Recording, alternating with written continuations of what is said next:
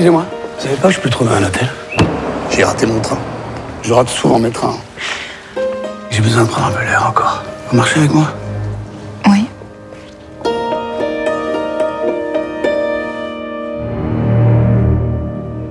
On se revoit au jardin des Tuileries, vendredi prochain, 18h. On va se donner nos numéros, c'est plus sûr. J'y serai. Faut que j'y aille. Monsieur, vous m'entendez? Vous avez eu un malaise.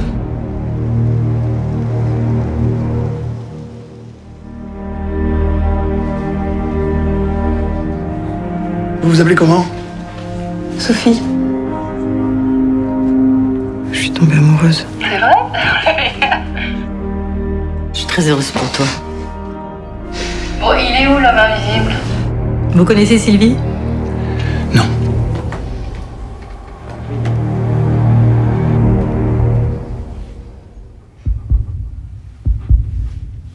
Bah dites-vous bonjour, on dirait deux fantômes.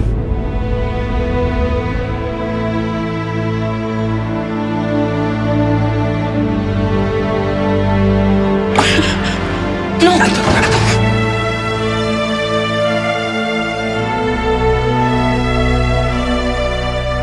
Sophie, c'est la personne qui compte le plus au monde. Si elle la prend, je meurs.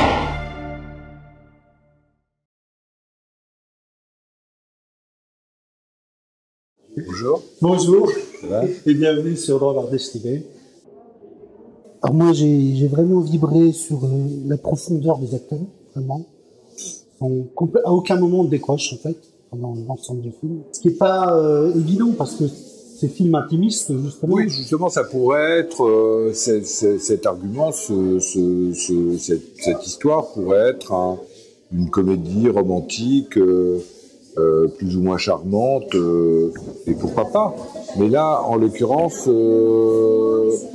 j'ai voulu essayer de retrouver dans un film le climat d'anxiété qui peut saisir n'importe qui, femme ou homme, tombe, comme on dit, amoureux. On va vers la personne qu'on aime comme à l'approche d'un danger, d'une menace très très forte. On a le cœur littéralement qui bat pour dire, quand on va dire je t'aime à quelqu'un, quand on veut dire je t'aime à quelqu'un, on a le cœur qui bat comme à l'approche d'un, à moins qu'on mente pour séduire. Mais sinon, si c'est la vérité, on a le cœur qui bat comme à l'approche du danger le plus mortel. Et c'est cette intimité-là de chacune et de chacun que j'ai voulu essayer de retranscrire dans le film, dans le corps du film, vraiment. Quand vous parlez de cœur, hein, il y a évidemment cette maladie qu'il a, lui, qui lui fait rater ce rendez-vous. D'ailleurs, à un moment donné, je me suis dit, c'est un film de raté. Il rate un rendez-vous, il rate le train, elle rate son avion pour New York, et il rate les retrouvailles, parce que, effectivement, c'est pas possible. Alors, le film n'est pas du tout raté. mais je me suis dit, il y a des clés comme ça, en parlant de ça, il y a aussi, moi, dans ce que j'en ai compris. Hein. Mais vous savez, si tout marche, si tout est harmonieux, si tout s'accroche, d'abord, dans la vie, ça se passe jamais comme ça, ou quand ça se passe, c'est juste partie remise. Et ensuite, si c'était tout bien, tout comme ça, il n'y aurait pas de roman, il n'y aurait pas de film, il n'y aurait pas de chanson, il n'y aurait pas d'histoire. Hein. Oui. Bah oui. C'est contrariété du quotidien. Et voilà. Et en même temps, ça peut donner lieu à des drames, comme ici, ou à des comédies très amusantes. C'est la vie même. Je ne sais pas si vous avez déjà filmé des acteurs aussi proches ou dans une aussi longue durée. Si, mais en général, le personnage principal des films précédents que j'ai pu faire était une femme, donc ça change beaucoup. Mais il m'est arrivé de suivre tout au long d'un film un personnage féminin. Personnage masculin, je ne crois pas, à ce point-là, justement.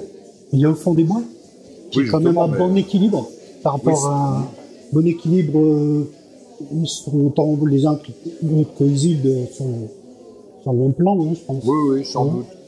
Enfin, encore que quand même, oui, le garçon a un rôle très important, capital, mais c'est tout de même Izzy dans le film qui irradie, enfin, qui est au centre du film.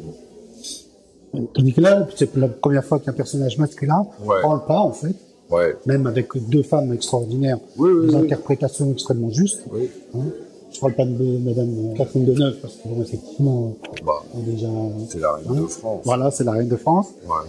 Mais cette combinaison, cette alchimie qui y a entre Chara et Charlotte, c'est quelque chose d'extraordinaire qui tient debout complètement. Oui, on y croit. Voilà. Parce qu'elles y croient elles-mêmes. Parce que vous partez avec, et c'est pareil, par exemple, dans le précédent film Villa Maria, ouais. où il y a une rencontre incongrue, en fait, dans la rue, puisqu'ils se retrouvent des amis d'enfance, alors que c'est la deuxième scène, je pense. Hein. Oui, c'est même quasiment. Et là, on a un peu enfin, pas le même principe, mais cette rencontre qui est tout à fait... Ah oui, vous avez raison. Tout dans ce film-là, dans Trois Cœurs, commence par une rencontre absolument improbable et inattendue. Voilà.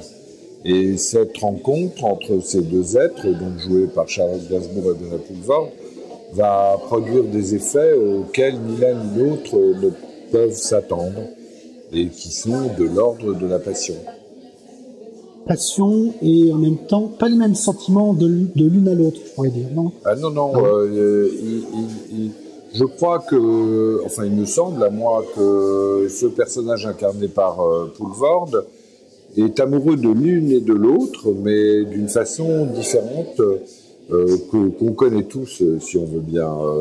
Pour l'une, il éprouve un sentiment passionnel, et pour l'autre, un sentiment amoureux au sens le plus courant, le plus quotidien.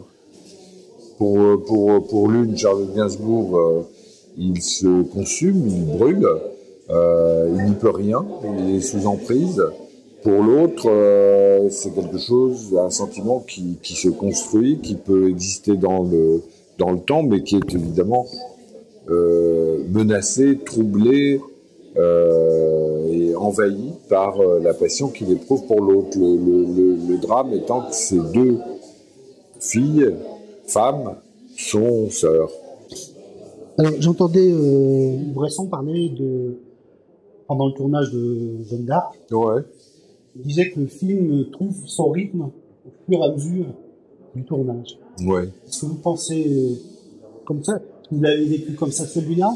Parce qu'on sent une espèce de montée en pression. Oui, mais ça, Robert Bresson, il savait de quoi il parlait. Donc, oui, je pense que tout se passe... La vérité du film, elle se passe au tournage, c'est-à-dire au moment où on fait ça devant un acteur, et c'est à elle ou lui d'y aller, de se jeter et de tout, jusqu'à ce qu'on dise couper, d'être vraiment celle ou celui qu'elle ou ils ont à interpréter. Et ce moment-là est un moment de vérité incontournable et irremplaçable. Au montage, on peut toujours arranger des trucs, donner un rythme, etc. Mais si au tournage, ça n'est pas là, à l'état réel, à l'état naissant, ça y est pas vraiment. D'accord. Et vous parlez d'une nuit magique. Ouais. Une nuit magique. Vous avez dû aussi vivre des instants magiques, parce qu'il y a des moments où il y a vraiment, au tournage, vous avez dû être illuminé par ces personnages qui sont... C'est-à-dire, de toute façon, c'est un éblouissement de proposer des hypothèses de personnages à des acteurs et de les voir, tout d'un coup, leur donner corps et les faire vivre. C'est proprement miraculeux. C'est de l'ordre de l'apparition. Donc, ça éblouit. C'est un éblouissement constant. Sauf si ça marche pas. Quand ça marche pas, ça, c'est plutôt... là, c'est extraordinairement déprimant. Oui, c'est sûr. Là, on a en face deux sœurs qui sont presque complémentaires. Oui. Comment vous avez travaillé ça avec elles? Comment vous travaillez Non. Votre vision,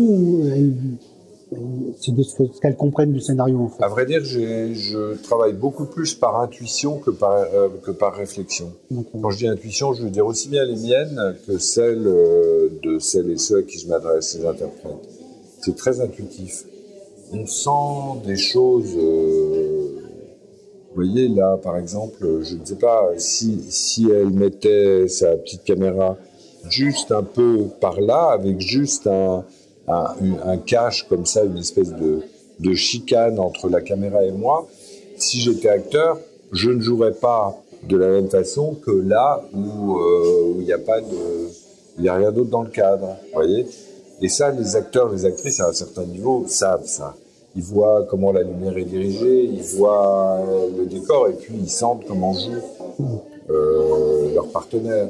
Et tout ça, mis ensemble, fabrique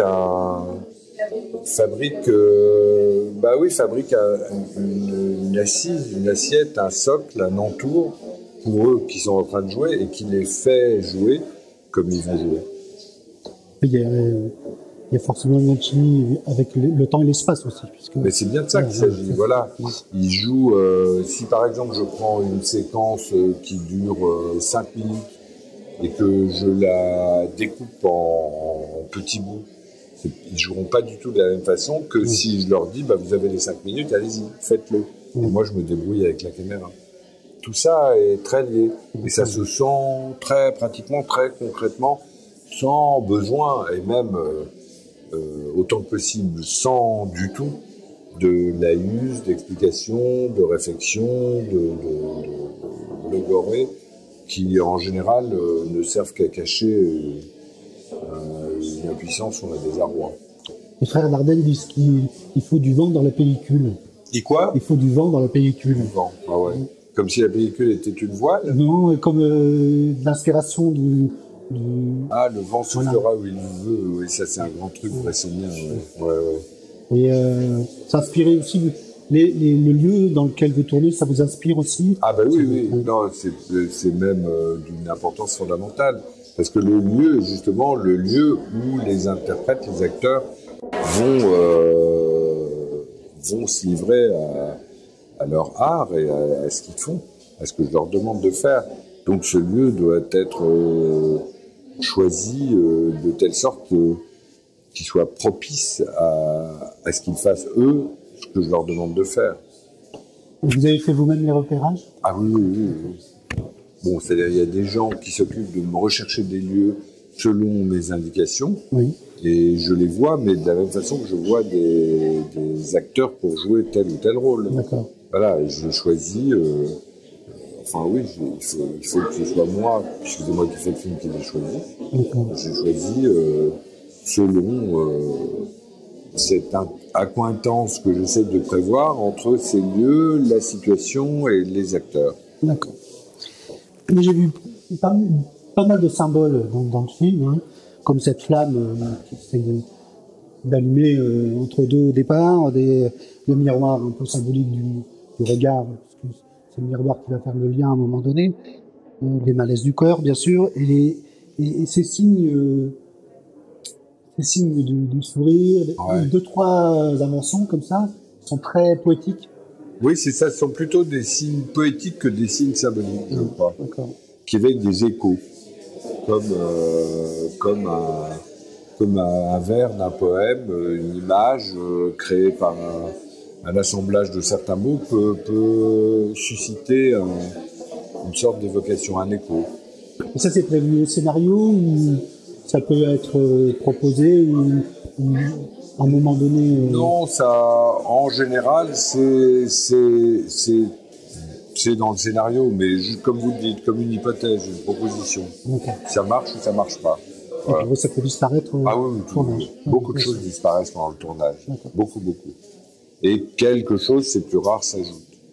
Vous êtes réputé faire peu de prises. Oui, mais justement, ce peu de prises fait que le temps presse et du coup, il faut y aller, il faut le faire, et parfois, en le faisant comme une fois pour toutes, des choses s'ajoutent ou des choses se retranchent.